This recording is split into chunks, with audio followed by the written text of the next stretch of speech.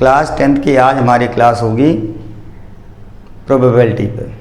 ठीक, तो प्रोबेबिलिटी होती क्या है पहले वो समझते हैं और उसके फिर क्वेश्चन समझते हैं। प्रोबेबिलिटी कहती है कि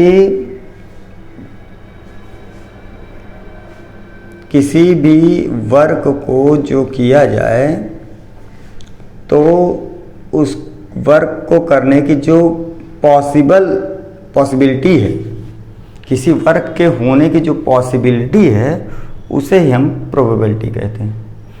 ठीक, जैसे एग्जाम्पल में मैं कहूँ कि हम कॉइन को टॉस करें तो कॉइन के टॉस करने पे दो ही पॉसिबिलिटी है, या तो हेड आएगा या तो टेल आएगा।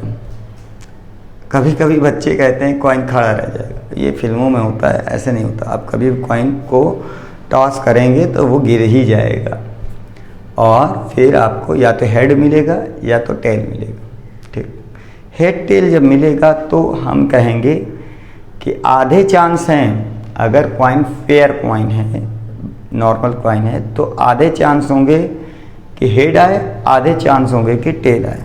यानी 50% चांस हेड आने के होते हैं और 50% चांस टेल आने के होते हैं। तो प्रोबेबिलिटी का मतलब होता है 100% से कितने परसेंट, उसको डिवीजन में लिखते हैं। इसीलिए प्रोबेबिलिटी की जो वैल्यू होती है वो हमेशा 0 और 0 से ज़्यादा, 1 या 1 से कम होती है। ठीक, यानी किसी भी चीज़ की जो प्रोबेबिलिटी होती है वो 0 से ज़्यादा या बड़ी होती है और 1 से छोटी होती है, यानी बिटवीन होती है 0 एंड 1। ठीक, अगर 0 है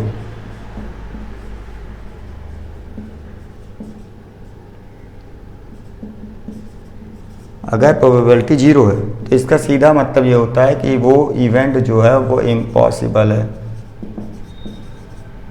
और अगर प्रोबेबिलिटी 1 हो जाए तो इसका मतलब वो क्या है, वो श्योर इवेंट है,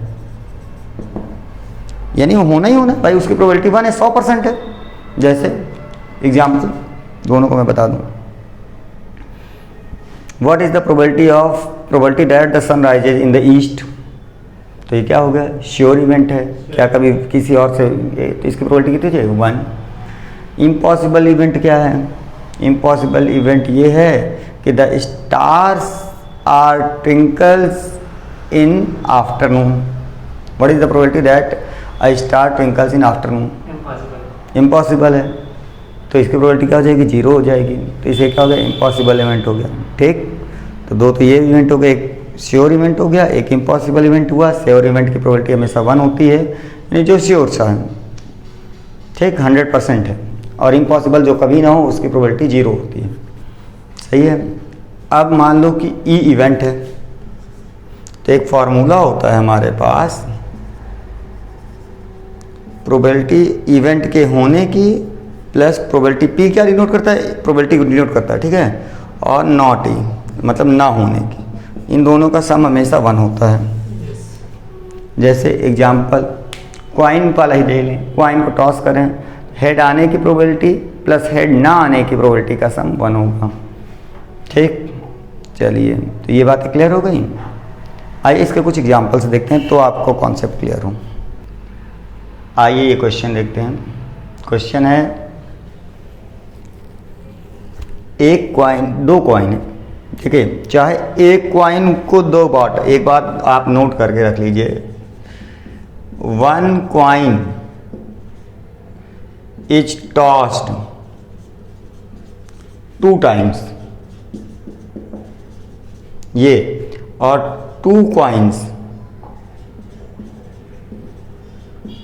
आर टॉस्ड टुगेदर। ये दोनों इवेंट सेम हैं, इसमें कोई भी दिक्कत की बात नहीं है। एक कॉइन को आप 2 बार टॉस करें या 2 कॉइन को 1 बार टॉस करें, दोनों बात बराबर है।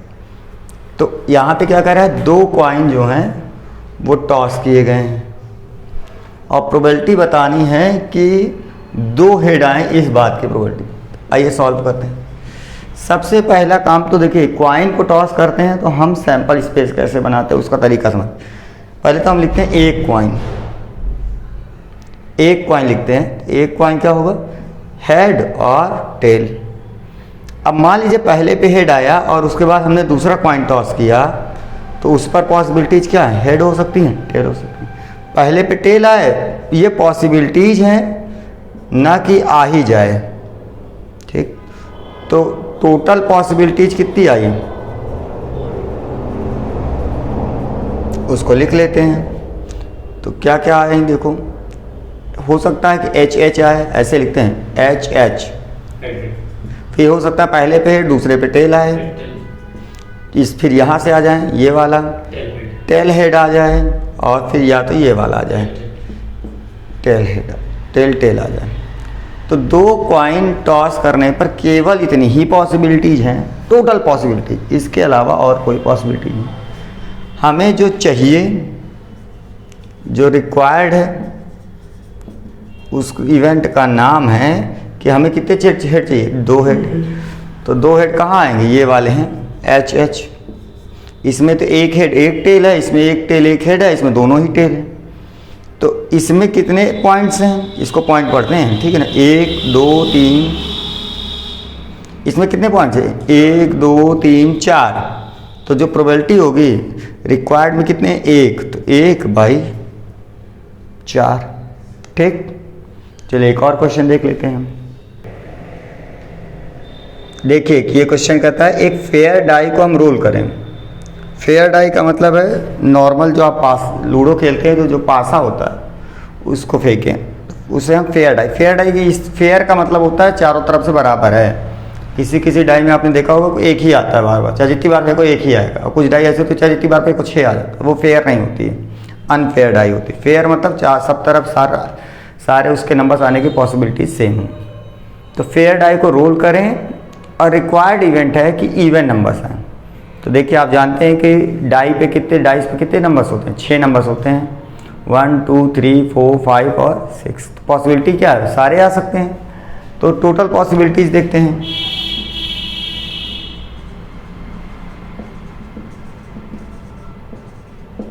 टोटल पॉसिबिलिटीज है कि 1 आ जाए, 2 आ जाए, 3 4 5 या 6। और जो रिक्वायर्ड है वो क्या है, इवन आए। इवन कौन कौन है, 2 4 6, ठीक। तो प्रोबेबिलिटी ऑटोमेटिक हो गई। रिक्वायर्ड या रिक्वायर्ड को हम फेवरेबल भी लिखते हैं। अच्छा, फेवरेबल, तो फेवरेबल आउटकम्स, इसको आउटकम्स बोलते हैं, ठीक है। ये सारे क्या है, इनको बोलते हैं आउटकम्स। तो ये हम इसको दूसरे लैंग्वेज में लिखें, favourable outcomes upon total outcomes. Favourable हमारे कितने हैं, 3, और टोटल कितने, 6। समझ गए। ये काफ़ी इंपॉर्टेंट क्वेश्चन है। देखिए बोर्ड पे लिखा हुआ पीछे, 2 डाई को एक साथ रोल किया जाए तो उनसे 2 नंबर्स ऑब्टेन होंगे, और हमें प्रोबेबिलिटी फाइंड करनी है कि उन दोनों का सम कितना होना चाहिए, 10 होना चाहिए। तो देखिए 2 डाई पे 10 कैसे आ सकता है, आप खुद देखिए, या तो 6 4 आए तो 10 आ जाए, दोनों पे 5 5 आए तो 10 आ जाए, और तीसरी कंडीशन है कि 4 6 आए। बस 3 ही तो पॉसिबिलिटीज है। और टोटल पॉसिबिलिटीज कितनी हैं, तो टोटल आउटकम्स जिसे हम कहते हैं, इसको ध्यान से देखिए, मैं टोटल आउटकम्स लिख रहा हूँ कि पॉसिबिलिटीज क्या क्या है।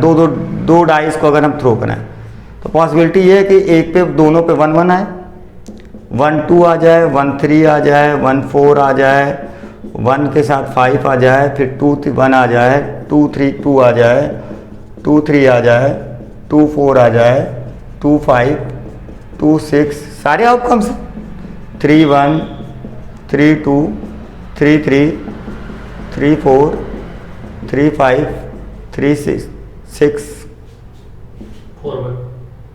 1 वाले के साथ 6 देखो नहीं आया, 1 5 1 6 2 1 2 2 2 3 2 4 2 5 2 6 4 1 4 2 4 3 4 4 4 5 4, ये सारे एक बार नोट करके कॉपी पर रख लीजिए आप।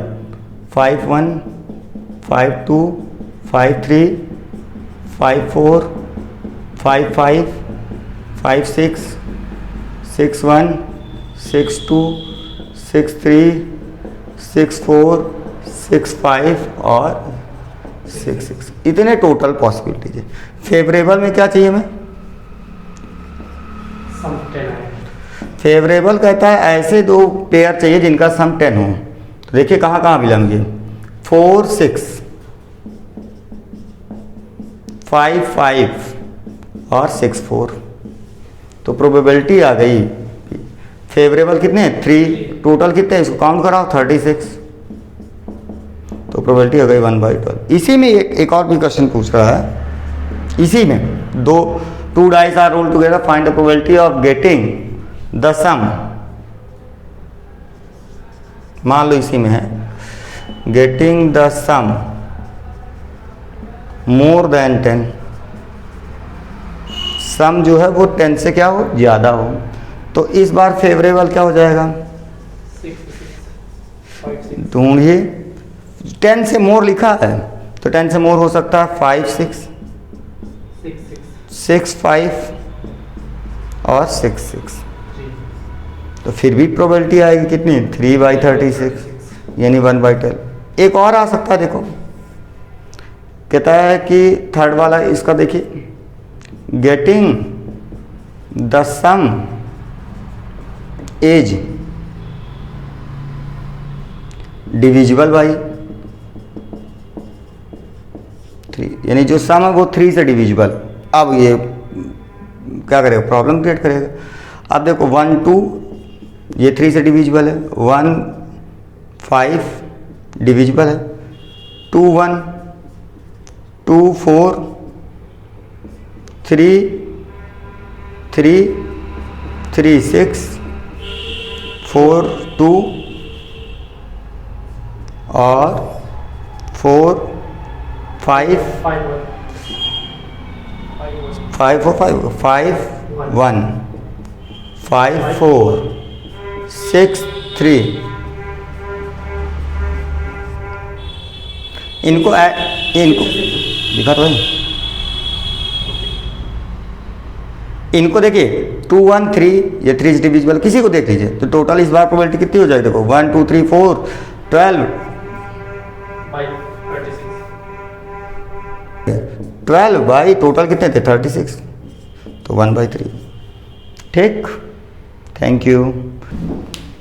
आप प्रोबेबिलिटी के क्वेश्चन को क्या करेंगे और ढेर सारे क्वेश्चन ढूंढ के लगाइए।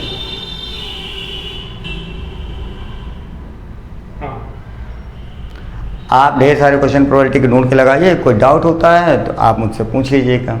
Okay, thank you.